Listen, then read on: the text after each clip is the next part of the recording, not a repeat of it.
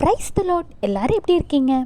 நம்ம கடைக்கு ஒரு பொருள் வாங்க போனோன்னா அந்த பொருளை நம்மக்கிட்ட சேல் பண்ணணுங்கிற நோக்கத்துக்காகவே கடைக்காரன் 1000 பொய் சொல்கிறான். இது கடைகளில் மட்டும் இல்லைங்க, மனித வாழ்க்கையிலும் பொய்ங்கிறது அதிகமாக பரவிக்கொண்டே இருக்கிற ஒரு நோய் மாதிரி. ஏன்னா தன்னுடைய சுயநலத்திற்காக அந்த பொய்யை எல்லாரும் சொல்கிறாங்க. அதையெல்லாம் நம்ம நம்புகிறோம். ஆனால் அதே மாதிரி ஆண்டவரை நீங்கள் சொன்னால் சரியாக இருக்குமா? என்ன சொல்கிறேன்னு புரியலையா?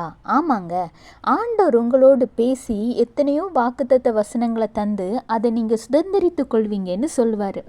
ஆனால் அது நடக்காத சமயத்தில் ஆண்டவர் வாக்கு தந்தார், எனக்கு அது நடக்கலை, நானும் நல்ல ப்ரேயர் பண்ணி பார்த்தேன், ஆனாலும் அது என்னுடைய லைஃப்பில் நடக்கவே இல்லை அப்படின்னு சொல்லி உங்களை மாத்திரம் இல்லை, மற்ற ஜனங்களையும் ஆண்டவரை விட்டு தூரம் போக வைக்கிறீங்க.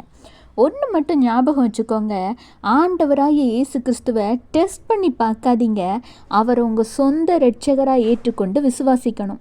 அப்பந்தான் அவருடைய வாக்கு தத்தத்தை நம்ம வாழ்க்கையில் சுதந்திரிக்க முடியும். பைபிளில் கூட ஆண்டவர் தனக்கு வைத்திருந்த திட்டத்தை அடைய முடியாமல் இழந்து போனவர்களை குறித்து உண்டு. எடுத்துக்காட்டாக சிம்சோனை எடுத்துக்கலாம்.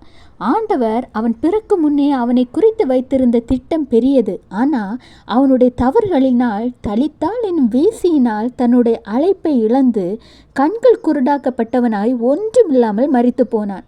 இப்போ கூட இந்த உலகத்தில் தன்னுடைய பாவங்களினால் ஆண்டவருடைய தரிசனத்தை அநேகம் பேர் இழந்து கொண்டிருக்கிறார்கள்.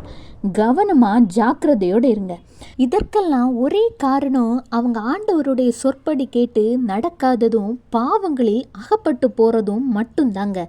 கர்த்தர் சொல்கிறார், என்னாகமம் 23:19, பொய் சொல்ல தேவன் ஒரு மனிதன் அல்ல, மனம் மாற அவர் ஒரு மனுபுத்திரனும் அல்ல, அவர் சொல்லியும் செய்யாதிருப்பாரா, அவர் வசனித்தும் நிறைவேற்றாதிருப்பாரா. Numbers chapter 23 verse 19, God is not a man that he should lie, nor a son of man that he should change his mind. Does he speak and then not act? Does he promise and not fulfill? அதனால் இனியும் உங்கள் தப்பை உணர்வடையாமல் ஆண்டவரை குறை சொல்வதை விட்டு உங்கள் மேலே என்ன தப்பு இருந்துச்சுன்னு யோசித்து பார்த்து அதை சரி பண்ணுங்க. ஆண்டவர்கிட்ட போய் மன்னிப்பு கேளுங்க, வாக்குத்தத்தத்தை சுதந்திரித்து கொள்வீங்க. Have a blessed day. Jesus bless you.